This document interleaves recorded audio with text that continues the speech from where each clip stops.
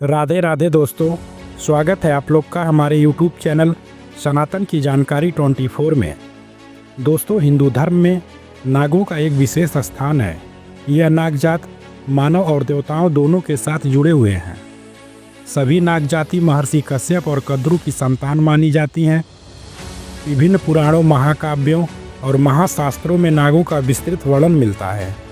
नाग जात के प्रमुख सदस्य अपार शक्तियों से संपन्न थे और वे देवताओं के सहयोगी, शत्रु और पृथ्वी के संतुलन में महत्वपूर्ण भूमिका निभाने वाले थे। इस वीडियो के माध्यम से हम 5 सबसे शक्तिशाली नागों के बारे में बताएंगे, जो कि बहुत दिलचस्प रहेगा, इसलिए वीडियो लास्ट तक जरूर देखें।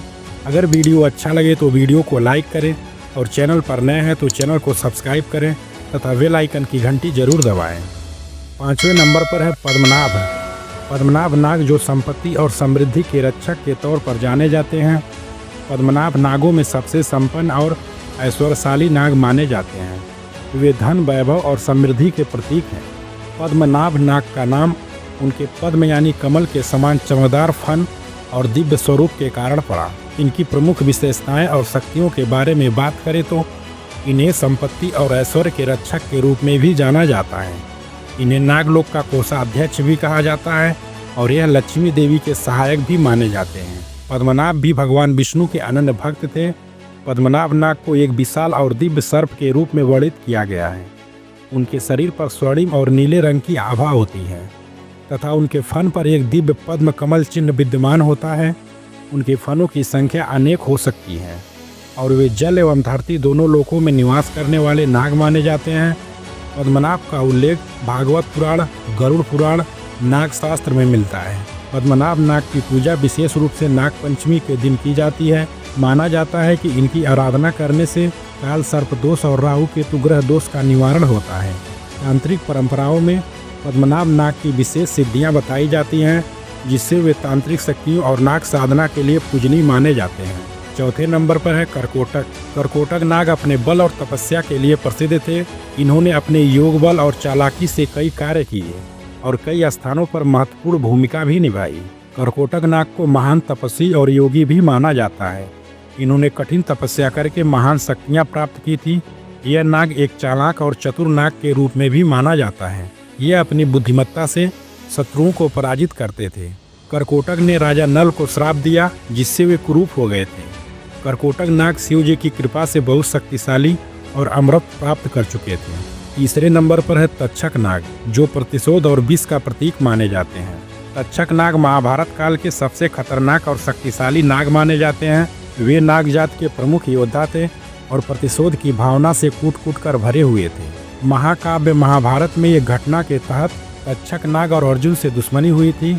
तब महाभारत युद्ध में तक्षक नाग ने कौरवों से मिलकर अर्जुन से बदला भी लेना चाहा था, पर भगवान श्री कृष्ण के रहते तक्षक अर्जुन का कुछ बिगाड़ नहीं पाया। तक्षक ने ही राजा परीक्षित को डस कर मार डाला था। अगर बात करें तक्षक नाग के विशेषता और शक्तियों के बारे में तो तक्षक नाग का विष इतना प्रबल था कि इससे कोई भी तुरंत मृत्यु को प्राप्त हो सकता था। यह नागों के शत्रुओं से बदला लेने के लिए प्रसिद्ध थे तथा यह भयंकर मायावी भी था। यह नाग समाज की रक्षा के लिए हमेशा तत्पर रहता था। इन्होंने राजा परीक्षित को अपने विष से मार दिया था। परीक्षित के पुत्र जन्मेजय ने अपने पिता की मृत्यु का प्रतिशोध लेने के लिए नाग मृत्यु यज्ञ करवाया, जिसमें तक्षक को भी जलाने की योजना थी, लेकिन वह बच गए। दूसरे नंबर पर है वासुकी नाग। वासुकी नाग जो समुद्र मंथन में सहायक और भगवान शिव के प्रिय नाग थे। वासुकी नागों के राजा माने जाते हैं और नागलोक के प्रमुख शासन भी हैं। समुद्र मंथन के समय इन्हें रस्सी के रूप में उपयोग किया गया था, जिससे देवता और असुर ने मिलकर अमृत कलश निकाला था।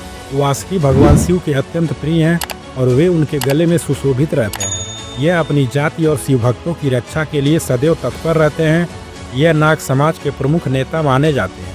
अगर बात करें वासुकी नाग के शक्तियों के बारे में तो इनमें इतनी विष शक्ति भरी थी कि यह संपूर्ण ब्रह्मांड को नष्ट कर सकते थे। वासुकी ने मंदरांचल पर्वत के चारों ओर लपेटकर समुद्र मंथन करवाया था।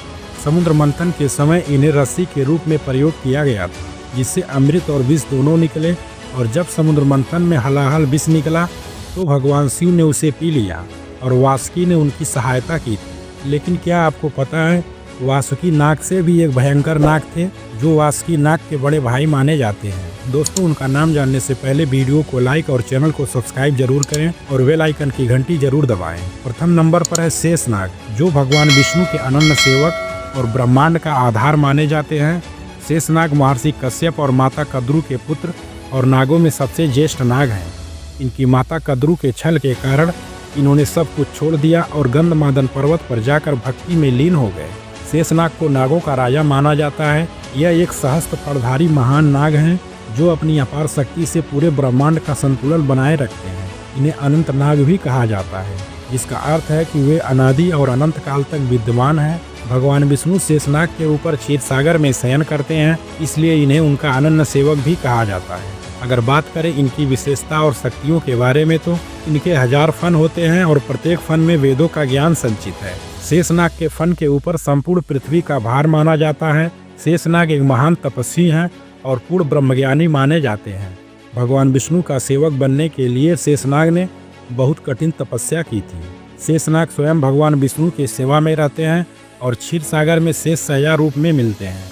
शेषनाग त्रेता युग में भगवान श्री राम के भाई लक्ष्मण के रूप में जन्म लिए थे और द्वापर में श्री कृष्ण के भाई बलराम के रूप में शेषनाग का अवतार माना जाता है। बलराम भी गदाधारी भीम की तरह बलशाली थे और गदा युद्ध में निपुण थे। जब शेषनाग ने घोर तपस्या की तो ब्रह्मा ने उन्हें आदेश दिया कि वे समुद्र में निवास करें और पृथ्वी को संतुलित रखें। इसके अलावा और भी कई शक्तिशाली नाग हैं, जैसे कालिया नाग, पुलिक नाग, महापद्मनाग, धृतराष्ट्र नाग, पिंगल नाग आदि।